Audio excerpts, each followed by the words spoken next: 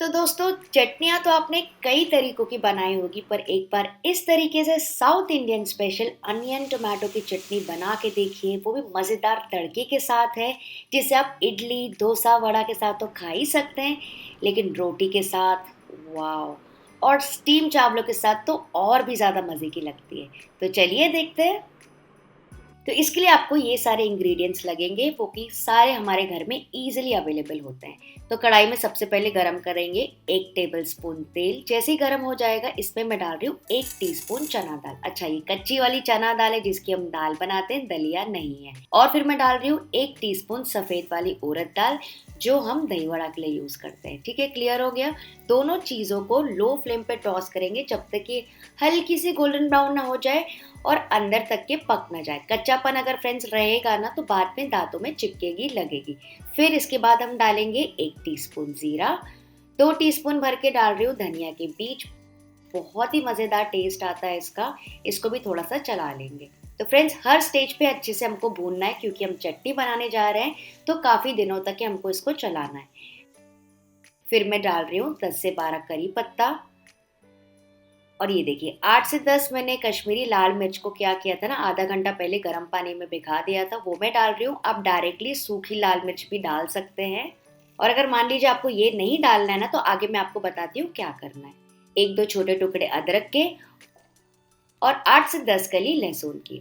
और इन सारी चीज़ों को अच्छे से भून लेंगे। भूनना बहुत ज़्यादा इंपॉर्टेंट है इस रेसिपी में। अच्छा फ्रेंड्स, मैं क्या बोल रही थी, अगर आप सूखी लाल मिर्चें यूज़ कर रहे हैं ना, तो आधी कश्मीरी और आधी स्पाइसी वाली भी यूज़ कर सकते हैं। और मान लीजिए अगर आपको सूखी वाली नहीं यूज़ करना है, तो आगे आप कश्मीरी का पाउडर भी यूज़ कर सकते हैं। वो कब करना है मैं आपको बताने वाली हूँ। अब मैं डाल रही हूँ 2 बड़े प्याज, जिसको मैंने ऐसे काटा है, रफली चॉप किया है स्लाइसेस में, छोटा जैसे भी आपकी मर्जी हो काट सकते हैं। इसको भी टॉस करेंगे करीबन 3 से 4 मिनट के लिए, या फिर जब तक ये बढ़िया से हल्की गोल्डन ब्राउन ना हो जाए। इसका जो कलर है एकदम डार्क नहीं करना है, वरना आपकी चटनी का कलर बदल जाएगा। और कच्चापन तो बिल्कुल भी नहीं रहना चाहिए, क्योंकि अगर सॉफ्ट नहीं होंगे ना प्याज, तो अच्छे से पिसेंगे नहीं। तो इन सारी बातों का ध्यान रखते जाना है छोटी छोटी बातें, लेकिन आप ट्राई करके देखिएगा, आपकी चटनी भी बहुत अच्छी बनेगी। तो ये देखिए अच्छे से सॉफ्ट हो गए, लेकिन एट द सेम टाइम आपने कलर देखा इसका, हल्के से गोल्डन पिंक होने लगे हैं। तो इसी स्टेज में हम डालेंगे करीबन 4 टमाटर। इसको भी मैंने इसे रफली चॉप किया है। और ऊपर से मैं डाल रही हूँ 1 टीस्पून नमक, ताकि टमाटर जल्दी से पक जाए। और इसको भी अच्छे से भूनते जाएंगे 2-4 मिनट के लिए, ताकि टमाटर सॉफ्ट और मशी हो जाए। तो फ्रेंड्स, ये वाली जो चटनी है ना, बहुत ही ज़्यादा आसान है घर पे बनाने के लिए। सारे इंग्रेडिएंट्स आपने देखा हमारे घर पे ही होते हैं।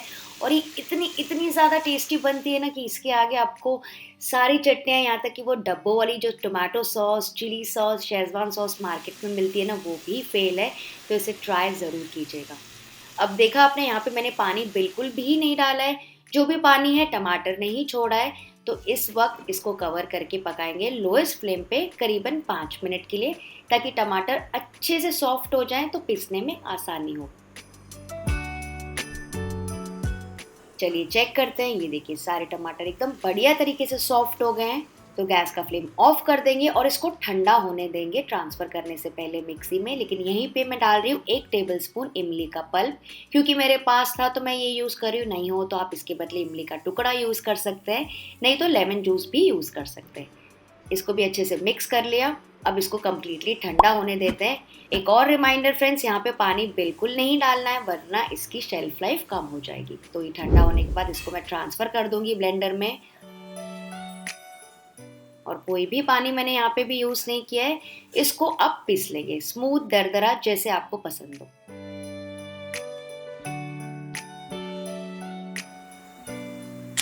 तो ये देखिए, मैंने इस टेक्सचर का रखा है।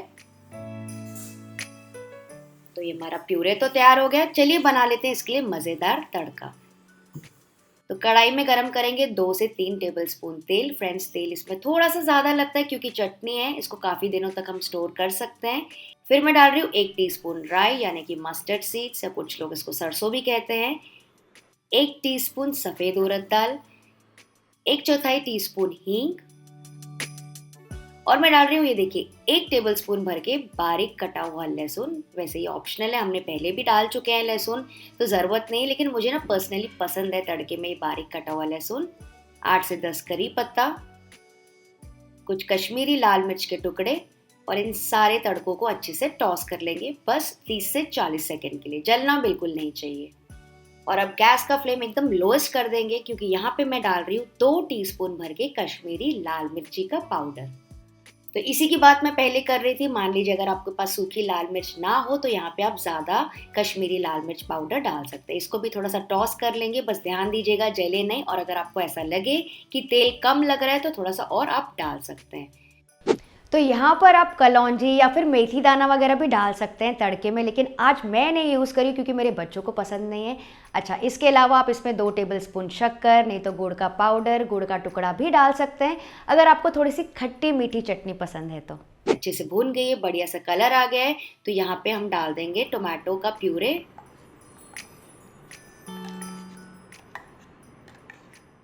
और इसको भी टॉस करके कुक करेंगे 3 से 4 और मिनट के लिए, ताकि ये भी अच्छे से तड़के के साथ भून जाए। तो फ्रेंड्स, इसके अलावा भी मैंने काफ़ी सारी चटनियाँ बनाई है मेरे चैनल पे। आपको कौन सी पसंद है मुझे कमेंट करके ज़रूर से बताइएगा। तो फ्रेंड्स, बेसिकली जो चटनी है ना, मल्टीपर्पज़ चटनी है। इसको आप इडली तड़का में यूज़ कर सकते हैं, जीरा आलू अगर आप बनाएंगे तो बेस में डाल सकते हैं, या फिर सिंपली चावलों को फ्राई करने के लिए भी यूज़ कर सकते हैं। ट्राई करके ज़रूर देखिएगा। तो ये देखिए, थोड़ा सा भूनने के बाद जो एक्सेस पानी था ना टमाटर का, वो भी कम होने लगा है। और मान लीजिए गलती से अगर आपने टमाटर को पीसने के लिए थोड़ा सा पानी मिक्सी में डाल भी दिया है तो यहाँ पे आप क्या कीजिएगा, इसको कवर कर लीजिए लिड से और फिर लोएस्ट फ्लेम पे पकने दीजिए 4-5 मिनट के लिए, तो एक्सेस पानी भी सूख जाएगा। चलिए चेक करते हैं। ये देखिए कितनी बढ़िया लग रही है हमारी चटनी। कलर अच्छा सा गहरा हो गया है, काफी कलरफुल दिख रहा है, टेम्पटिंग भी दिख रहा है। आप देख सकते हैं ऊपर तेल जो है ना सतह पर आ गया, जो कि भुनाई की निशानी है। तो इसको आप एज इट इज भी इंजॉय कर सकते हैं। आपको चाहिए तो बस ठंडा कर लीजिए या फिर गर्म भी खा सकते हैं एज अ साइड डिश दाल चावल के साथ। या फिर ये चटनी ना सिंपली बेस्ट लगती है रोटी के साथ, पूरी के साथ, पराठों के साथ या फिर थेपलों के साथ भी। और कुछ नहीं तो आप इसको स्टीम राइस के साथ भी इंजॉय कर सकते हैं और आप मुझे याद करेंगे।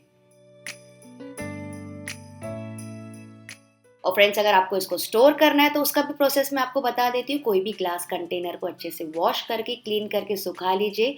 इसमें आप ये चटनी डाल सकते हैं। वैसे तो मैं इसको पूरा भर रही हूँ, लेकिन अगर आप स्टोर कर रहे हैं तो क्या कीजिए, इसको 3/4 पोर्शन तक के भर लीजिए।